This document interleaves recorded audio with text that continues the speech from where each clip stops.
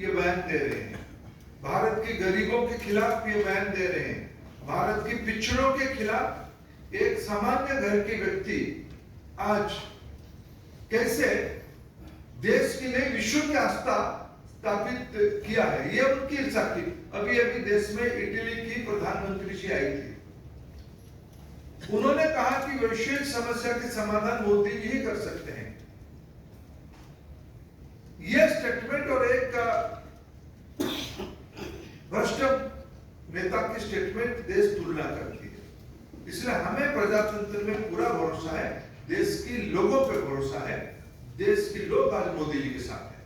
Sir केवल इतना ही अगर कहें केजरीवाल जी पे, तो जिसका राजनीति में आना ही झूठ के आधार पर हुआ है, जिसके आधे से ज्यादा मंत्री भ्रष्टाचार के चलते इस्तीफा देना पड़ा, 10 महीने में जो इनके मंत्री जेल में पड़े थे भ्रष्टाचार के मामले में, उसके लिए भारत रत्न की जो मांग करता है, दूसरा शराब घोटाले में जो इनके उप मुख्यमंत्री जेल में है, उनकी तुलना शहीद भगत सिंह से करते हैं, तो इनकी मानसिकता क्या है आप समझ सकते हैं।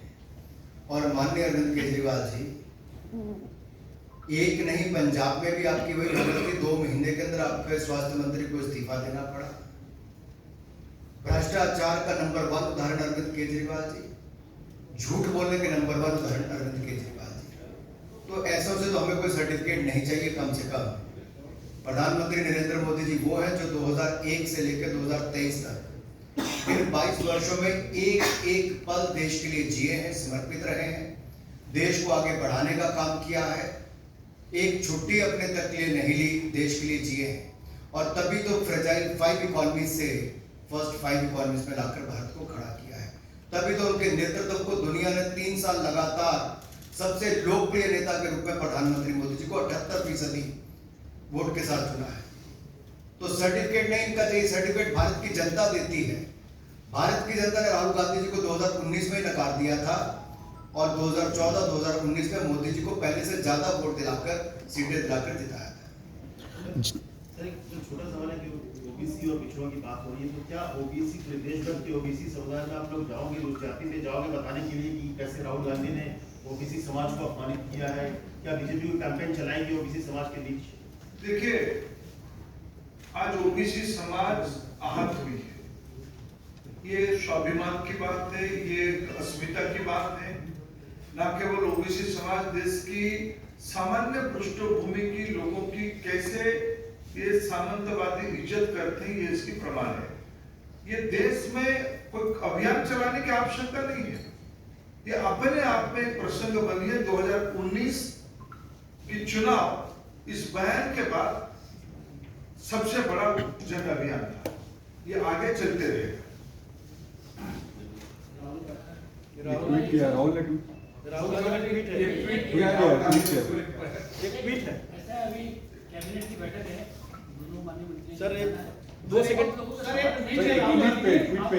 धर्मेंद्र जी एक राहुल गांधी का ट्वीट है, अरे ले लो। अनुराग जी आपसे सवाल है, प्रियंका जी ने ट्वीट किया है और उस ट्वीट का सार ये है कि के कानून है, एक बीजेपी वालों को लेकर एक विपक्ष को लेकर। उन्होंने लिखा भी कि प्रधानमंत्री जी ने कश्मीरी पंडित समाज का अपमान किया, जब कहा कि नहीं सर राहुल गांधी कई और भी नेता है जिनको लेकर पहले भी कहते रहे ईडी सीबीआई के मामले में भी। तो ये आरोप आपकी सरकार को लगते हैं कि 2 तरह के कानून है, आपके नेता जब वही काम करते हैं तो उस तरह से नियम कायदे कानून नहीं काम करते, विपक्ष पर वो चीजें ज्यादा असर डालती है। सर इसीलिए एक सवाल जोड़ना चाहेंगे, प्रियंका गांधी जी से मैं पूछना चाहता हूँ कि टेरर फंडिंग वाले पे जो संस्था जांच करती है FATF, उसने कांग्रेस के भ्रष्टाचार के मॉडल को भी केस स्टडी के रूप में लिया और उसमें प्रियंका गांधी जी के भ्रष्टाचार का सामने आया कि 2 करोड़ रुपए के बदले पद्म भूषण देने की उन्होंने बात की। जिस बेचारे को दबाव डाल के भ्रष्टाचार के अंतर्गत, मैं बेचारा इसलिए कह रहा हूँ क्योंकि प्रियंका गांधी जी का दबाव, इनके नेताओं का दबाव, पेंटिंग बेची गई पद्म भूषण के बदले करोड़ों रुपए लिया गया, कहाँ गया, किसने खाया, उसका जवाब तो आज तक दिया नहीं 15 दिन में। प्रियंका जी क्या जवाब देगी?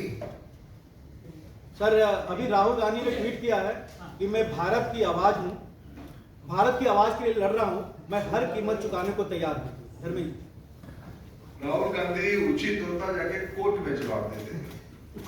अगर कोर्ट में उत्तर देते शायद उनको आज ये नौबत दिखने को नहीं मिलता। वो सही जगह पे सही बात नहीं कहते हैं, इसीलिए उनको ये भुगतना पड़ा है। चलिए।